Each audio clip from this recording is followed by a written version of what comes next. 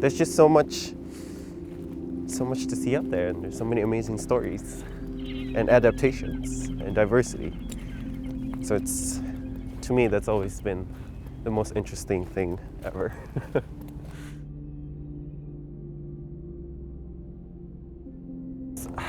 It's such a special spot that nature like this is so accessible. There's so much birds around us, and it's so diverse, and it's, you know, a 10-minute drive from the city, and it really is a privilege just to be out here and be able to experience birds this close.